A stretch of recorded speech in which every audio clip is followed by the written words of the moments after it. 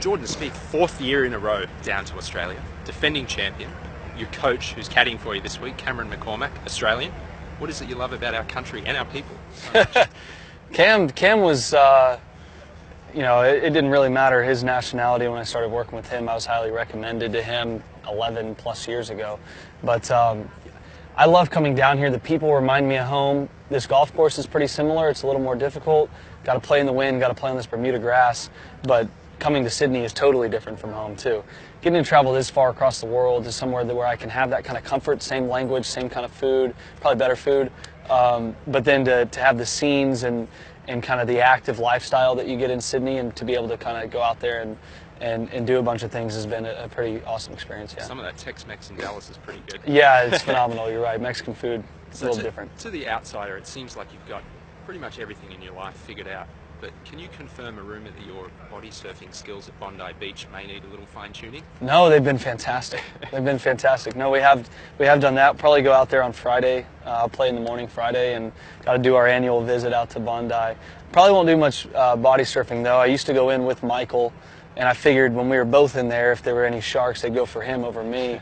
So I'll probably just kind of hang by the beach, maybe go over to icebergs. But it's been a fun experience there. Good spot there. On a serious note, do you draw any correlation between the fact that you've won your Australian Open titles at the end of the year in 14 and 16, and then you've gone on to win majors? Yeah, it's crazy. Huh? Rory did the same thing in 13 when he won out here. Yeah, it's nuts.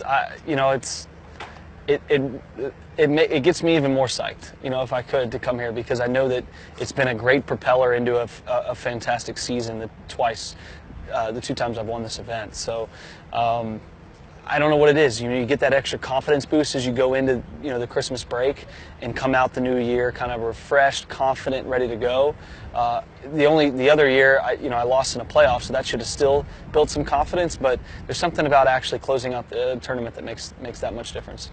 Since your ascent to the top of the golfing world and the rankings, do you feel a certain responsibility to play all over the world, play globally, represent them? Yeah, a little bit. You know, it's tough because our schedule on the PGA Tour, you know, if you want to compete to the end, you know, takes up the majority of the year. And then if you want any off season, which call it a month and a half, all of a sudden you're left with just a very small amount of time at the end of the season to actually be able to go out and explore those options. So if you can mix something in the middle of the year, great, but you normally need, you know, a couple weeks to get back before you go on another 2-3 week stint. Some guys are able to go about it, but in order to be at, you know, the highest level of my game, you know, I've got to have that right kind of balance of rest and recovery along with the extra practice. So I feel a little bit of it, but not a ton. I kind of like the schedule I've been playing. Yeah, well, it's been working. Yeah, thanks. I remember back in 2013 playing a Web.com tour event in Panama, and I was the group in front of you.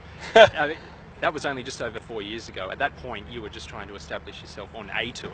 Have you exceeded your own expectations? What's happened in that time? Yeah, absolutely. I figured maybe after 4 years that I should be out on the PGA Tour and competing and potentially winning. But you know, how fast it happened was you know, I couldn't have predicted that whatsoever. So that was a dream come true. Yeah, I remember Panama, and then down in Bogota, Colombia the next week, and trying to decide whether to play the Web.com or take a chance to play the PGA Tour, and took a gamble, right? Went to Puerto Rico. Yeah. So yeah, it's just been, it has been a whirlwind from there. I mean, it certainly has been, to the definition, but it's been a really fun ride. What about dealing with other people's expectations? Have you encountered any difficulty there? I mean, in 2016, it was considered a mini slump by the media, but you still won twice. Yeah, that's right. Actually, 3 times. 3 times. Because of here last year at the end of the year. So in the calendar year, it was 3 wins, and yeah, you know, a little bit.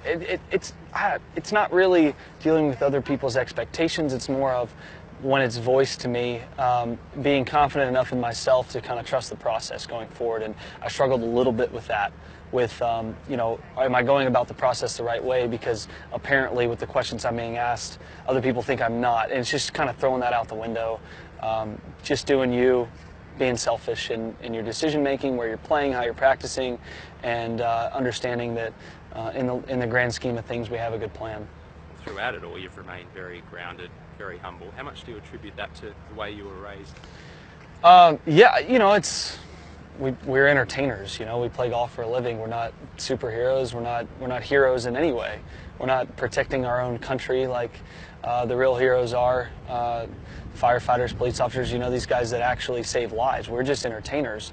And if you really truly put that in perspective, then you shouldn't have an overwhelming sense of self. There's no reason to. I mean, you're not any more special than anybody else. People just ask you for selfies and stuff because your face their friends will recognize. But you know, it's I guess it comes with it. I just love to do it. I love to play golf. I'm not the ultimate entertainer out there, although sometimes it becomes a little more entertaining than it should be. But you know, I just love competing.